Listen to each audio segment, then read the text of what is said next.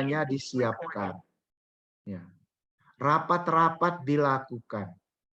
Kemudian data dikumpulkan, diolah menjadi informasi. Setelah menjadi informasi, kemudian didokumentasikan dan kemudian disimpan. Proses ini sekarang sudah based on komputer dan sudah sangat maju. Kemudian kita menilai dan kita diseminasikan informasi itu. Untuk kemudian kita arsipkan dan pada masa kedaluarsanya kita hapus. Kita melakukan editing. Kita menghilangkan informasi-informasi yang tidak lagi bermanfaat bagi penggunanya. Itulah alur manajemen informasi itu. Definisi yang lain. Manajemen dalam konteks manajemen informasi diartikan sebagai pengorganisasian dan pengendalian terhadap struktur, pengelolaan, dan penyampaian informasi. Di sini terdapat 3 perspektif manajemen atau tata kelola informasi itu. Yang pertama, manajemen informasi untuk organisasi, manajemen informasi untuk perpustakaan, dan manajemen informasi untuk personal atau untuk pribadi. Anak-anakku mahasiswa sekalian, sengaja saya memberikan warna merah di nomor 2. Karena disitulah letak koherensinya, relevansinya dengan ilmu perpustakaan. Kita mempelajari manajemen informasi spesifik dalam lingkup ilmu perpustakaan. Walaupun demikian, tidaklah menutup diri untuk mempelajari manajemen informasi untuk kebutuhan organisasi secara umum maupun untuk kebutuhan personal. Alangkah komprehensifnya, alangkah sangat besar manfaatnya jika tata kelola informasi di dalam program studi ilmu perpustakaan dipelajari dari ketiga perspektif ini. Manajemen informasi sebagaimana sudah saya singgung sebelumnya, sering juga disamakan dengan pengelolaan sumber daya informasi. Dalam manajemen teknologi informasi. Jadi dalam manajemen TI ada yang disebut dengan pengelolaan sumber daya informasi. Dan juga manajemen informasi itu sering juga disamakan dengan pengelolaan kebijakan informasi. Ada baiknya memang pada kuliah-kuliah pengantar seperti ini, makna dari konsep-konsep ini dijelaskan kepada mahasiswa kita. Manajemen informasi adalah proses manajemen untuk memperoleh, membuat, mengatur, mendistribusikan, dan menggunakan informasi. Manajemen informasi dalam konteks organisasi mencakup manajemen informasi melingkupi seluruh aspek informasi dan sumber-sumber informasi guna menjadikannya kekuatan untuk perubahan dalam pengembangan organisasi. Tentu ini sangat luas cakupannya. Karena kita akan melihat sumber-sumber informasi yang kita bisa jadikan kekuatan untuk melakukan perubahan dalam rangka pengembangan organisasi kita. Dalam suatu organisasi, manajemen informasi sangat terkait dengan produk informasi, layanan informasi, alur informasi, penggunaan informasi. Jadi kalau kita bicara manajemen informasi dalam konteks organisasi, Maka kita bicara tentang produk informasi, layanan informasi, alur informasi, dan penggunaan informasi itu. Inilah yang seharusnya dibicarakan lebih lanjut nanti dalam kuliah-kuliah lanjutan tentang tata kelola atau manajemen informasi itu. Yang C, lebih pada pengukuran kinerja manajemen informasi itu. Jadi kalau kita mau melihat apakah manajemen informasi itu efektif atau tidak dalam rangka pencapaian tujuan organisasi, maka kita bisa melihatnya dari pengaruh yang timbul atas informasi terhadap organisasi. Ini harusnya menjadi topik-topik kajian penelitian mahasiswa dan dosen kita. Ya, kajian-kajian dalam skripsi mahasiswa kita. Kajian-kajian dalam penelitian dosen ilmu perpustakaan yang menekuni manajemen atau tata kelola informasi. Apa itu? Sejauh mana pengaruh informasi terhadap organisasi? Atau dengan kata-kata lain, sejauh mana pengaruh penggunaan atau pemanfaatan informasi itu terhadap kinerja organisasi. Kemudian Wilson juga memberikan definisi tersendiri tentang manajemen informasi.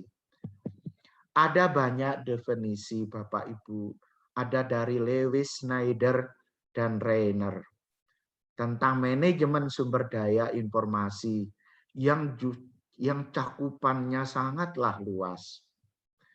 Dan penting juga dijadikan fokus bahasan Bapak Ibu di dalam mata kuliah tata kelola atau manajemen informasi itu.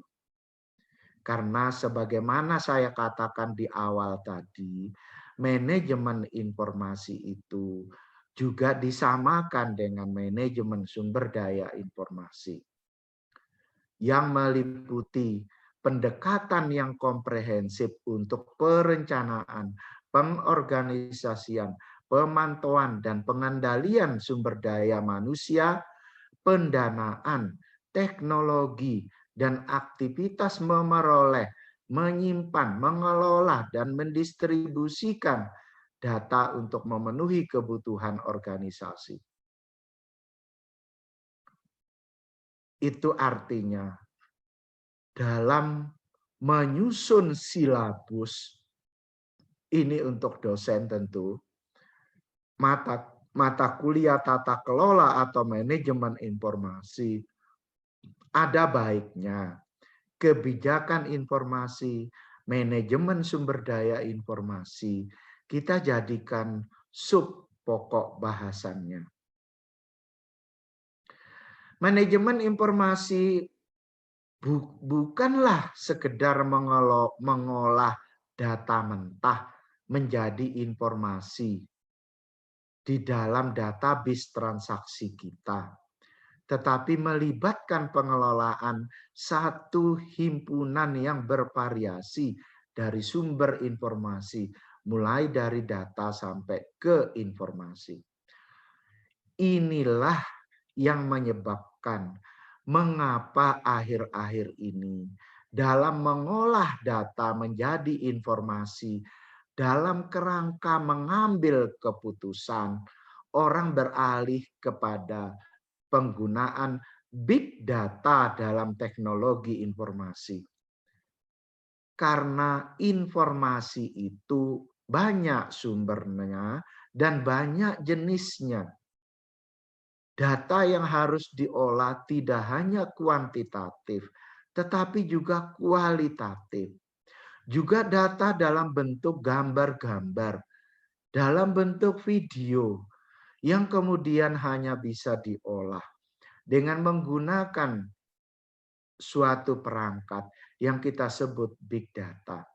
Oleh karena itu ke depan harusnya dosen-dosen muda menguasai penggunaan big data ini, sehingga juga bisa dikenalkan, diajarkan kepada mahasiswa ilmu perpustakaan.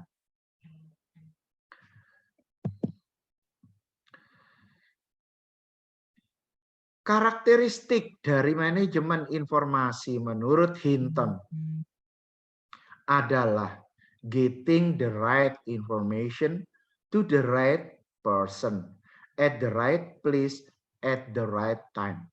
Saya kira ini sangat jelas. Jadi bagaimana kita membagi atau memberikan informasi yang tepat kepada pihak yang tepat pada tempat dan waktu yang tepat. Sering sekali kita temui dalam electronic government kita di pemerintahan daerah, bahkan dalam manajemen database fakultas, universitas, kita masih temui ketertinggalan data ini. Sehingga datanya tidak lagi akurat. Karena datanya tidak lagi akurat, maka tidak mungkin kita bisa getting the right information. Ya.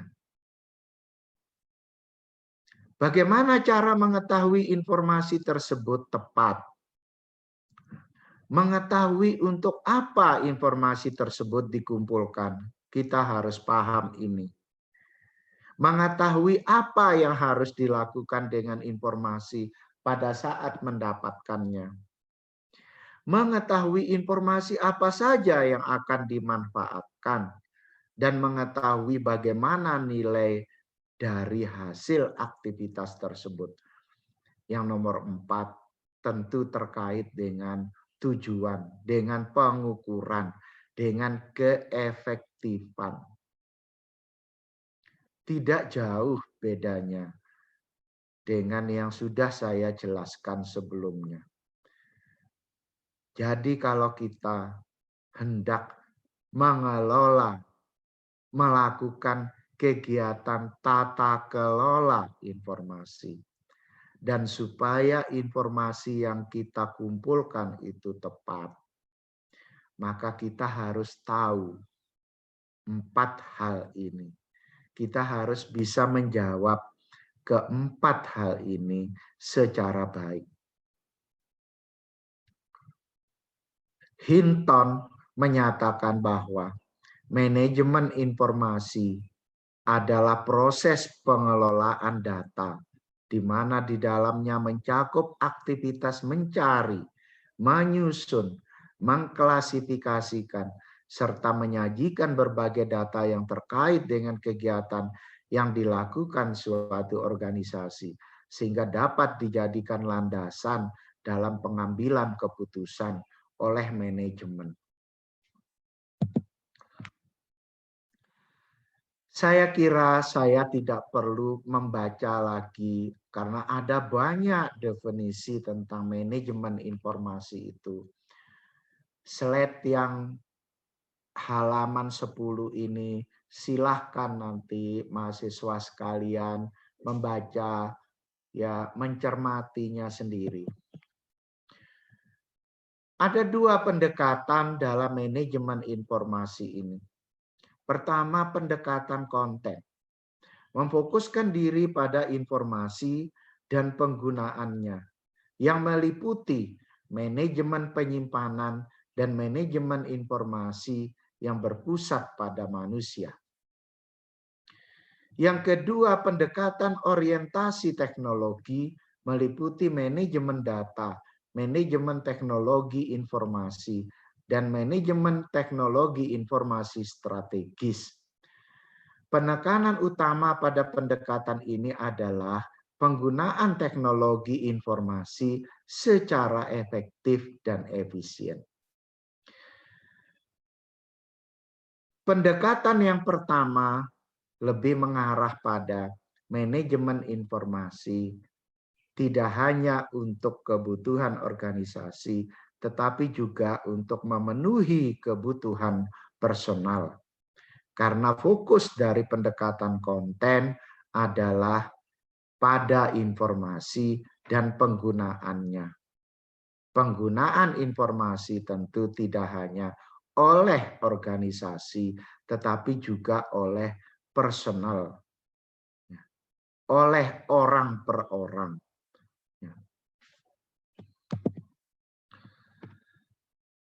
Anak-anakku sekalian, mahasiswa ilmu perpustakaan khususnya. Bahan-bahan dari perkuliahan ini saya kumpulkan dari banyak sumber, baik di internet maupun dari bahan-bahan perkuliahan saya selama ini. Oleh karena itu, sebelum mengakhiri perkuliahan ini, saya ingin mengingatkan bahwa ada baiknya untuk mempelajari referensi-referensi asli, referensi-referensi yang ditunjukkan. Ya. Walaupun di dalam slide ini kami nanti belum bisa membagikan sumber referensinya. Tetapi saya tetap menyarankan agar anak-anak sekalian mahasiswa, adik-adik sekalian mahasiswa tetap berupaya mempelajari buku teksnya, mempelajari jurnal manajemen informasi, mempelajari buku-buku information governance untuk melengkapi pengetahuan kita tentang tata kelola informasi itu. Apa urgensinya kita mempelajari tentang informasi dan manajemen informasi bagi organisasi? Urgensi informasi. Informasi merupakan aliran darah dalam tubuh organisasi, sehingga tanpa informasi maka organisasi akan mati. Betapa pentingnya informasi itu. Dalam slide berikutnya nanti akan saya tunjukkan bagaimana perkembangan perubahan definisi manajemen yang menyebut kemudian bahwa informasi itu salah satu sumber daya dalam manajemen. Jadi kita tidak hanya kenal man, money, and method, tetapi juga information. Organisasi yang tidak memahami kebutuhan akan informasi sebagai sumber daya yang terukur tidak akan bertahan. Kemudian bagaimana urgensi manajemen informasi atau tata kelola informasi itu. Manajemen informasi dapat melindungi kerahasiaan, integritas, dan ketersediaan informasi.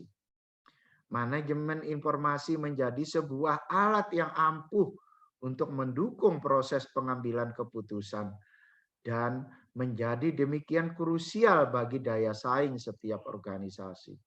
Maknanya apa, mahasiswa sekalian? Bahwa penguasaan informasi itu menjadi daya saing yang ampuh untuk berkompetisi dengan organisasi yang lain, terutama yang sejenis. Saya ambil contoh di perguruan tinggi misalnya. Untuk pemeringkatan, baik pemeringkatan nasional maupun pemeringkatan di tingkat internasional, semuanya tergantung pada sejauh mana kemampuan perguruan tinggi itu untuk menata kelola informasinya.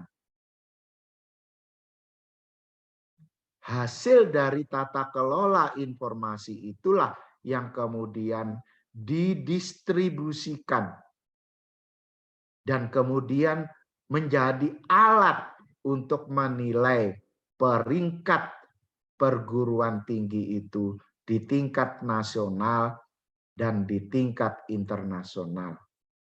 Itulah yang disebut sebagai daya saing setiap organisasi. Jadi bukan hanya untuk kepentingan spesifik pengambilan keputusan oleh pihak manajemen dalam organisasi, tetapi manajemen informasi yang baik akan menentukan competitiveness dari organisasi itu. Organisasi apapun itu.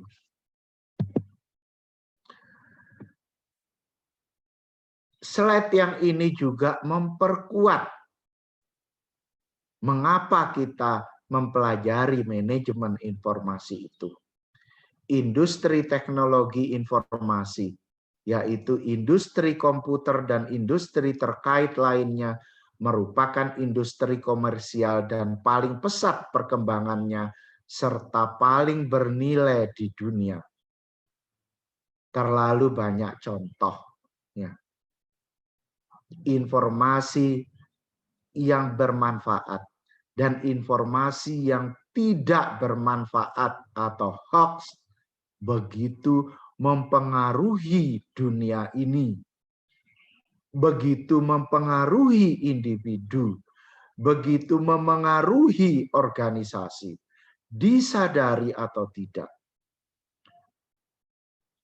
Disitulah justru jadi letak urgensinya mata kuliah manajemen atau tata kelola informasi itu. Industri teknologi informasi sebagaimana kita ketahui bersama telah menciptakan banyak kesempatan kerja. Dan oleh karena itu membutuhkan tata kelola informasi yang handal. Instansi atau institusi publik membutuhkan sistem informasi yang berbasis komputer untuk efektivitas dan efisiensi pelaksanaan pekerjaannya.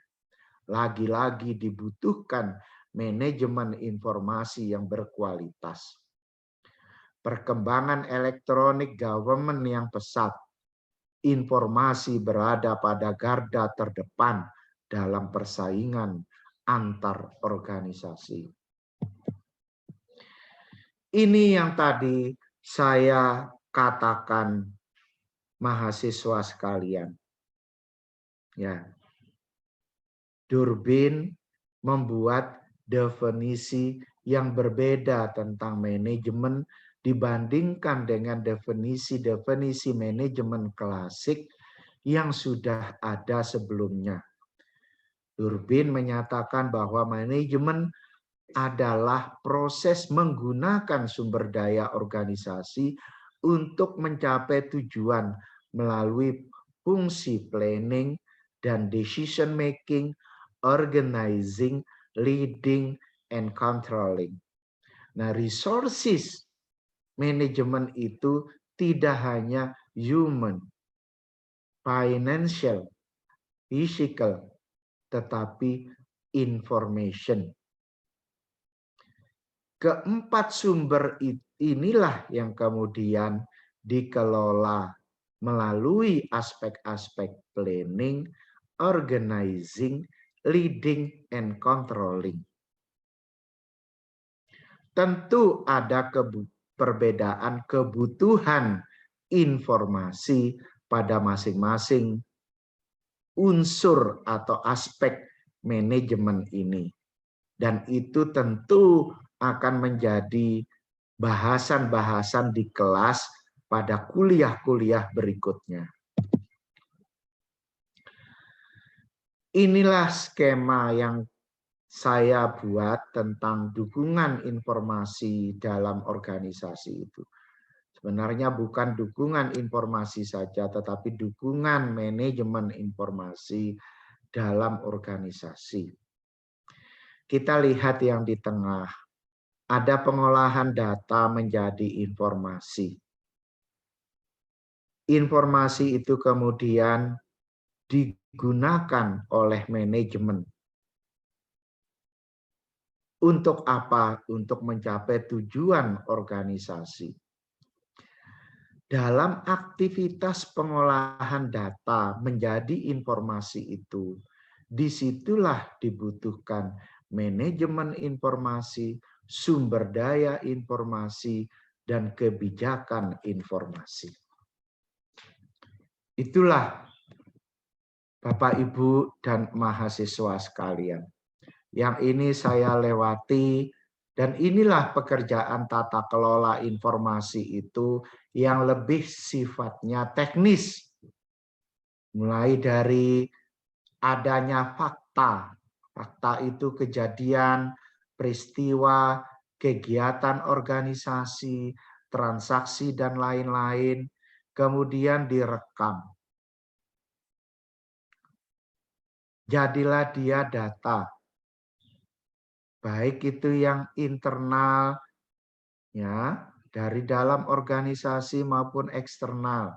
Hasil riset, data lingkungan, peraturan, dan sebagainya. Data ini kemudian diproses, ditransformasi, manipulasi, diklasifikasikan, disortir, dikalkulasi, dihitung. Ada software pengolahan data menjadi informasi itu. Dan kita sudah tahu itu. Setelah itu dianalisis. Jadilah dia informasi yang wujudnya laporan dalam berbagai bentuk, baik itu yang deskriptif maupun statistik. Disajikan dalam bentuk tabel-tabel, dalam bentuk grafik, sehingga orang mudah memahaminya. Inilah yang dibutuhkan oleh manajemen untuk pengambilan keputusan dalam organisasi. Baik keputusan teknis, keputusan taktis, maupun keputusan strategis. Kemudian informasi ini sedemikian rupa dianalisis, diolah, didiskusikan, masuklah dia dalam program atau kegiatan yang wujudnya perencanaan, pelaksanaan, dan evaluasi dari program dan kegiatan itu untuk mencapai tujuan organisasi. Demikianlah yang bisa kami sampaikan. Lebih kurangnya mohon maaf. Mudah-mudahan kuliah singkat ini ada manfaatnya bagi kita semua. Terima kasih. Wassalamualaikum warahmatullahi wabarakatuh. Waalaikumsalam warahmatullahi wabarakatuh. Terima kasih banyak, Prof.